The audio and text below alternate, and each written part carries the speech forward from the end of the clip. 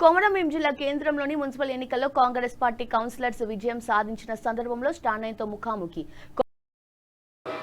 జరిగిన స్థానిక municipal ఎన్నికలపైన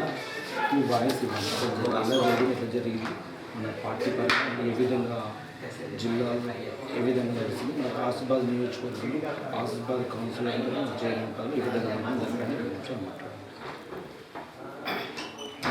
municipal ఎన్నికల్లో భాగంగా జరిగినటువంటి ఎన్నికలలో కాంగ్రెస్ పార్టీకి 7 స్థానాలు, అదే రకంగా కాంగ్రెస్ పార్టీతో విభేదించి పోటీ చేసినటువంటి రెబల్స్ ఎవరైతే ఉన్నారో నలుగురు గెలిచినారు. రెబల్స్ కూడా కాంగ్రెస్ పార్టీ నుంచి అంటే బీఫామ్ ఇవ్వకపోవడం ద్వారా వాళ్ళు మాతో చెప్పి మాట ఇచ్చి వెళ్ళినారు. సార్ మేము కాంగ్రెస్ పార్టీ తరఫునే పోటీ చేస్తున్నాం, కాంగ్రెస్ పార్టీ వ్యతిరేకంగా మేము పోటీ చేస్తున్నాం, గెలిచి మీ దగ్గరకు వస్తాను తప్పితే ఓడిపి మీ దగ్గర రామని చెప్పాను అన్నట్టుగానే వాళ్ళు గెలిచిన తర్వాత అందరూ మా దగ్గరికి వస్తున్నారు. దాని ద్వారా మా బలం 11 పెరిగింది. ఖచ్చితంగా మున్సిపల్ స్థానాన్ని మీకు కైవసం చేసుకుంటుంటే నమ్మకతను ఉన్నాం.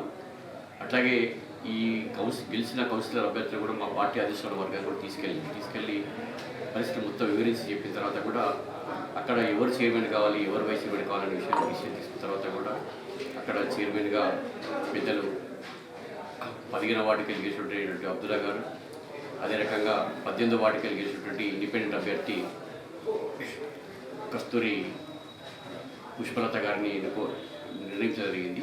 అదే ప్రకారంగా వారికి బీఫామ్స్ చేసి వారిని ఇక్కడికి తీసుకురావడం జరిగింది.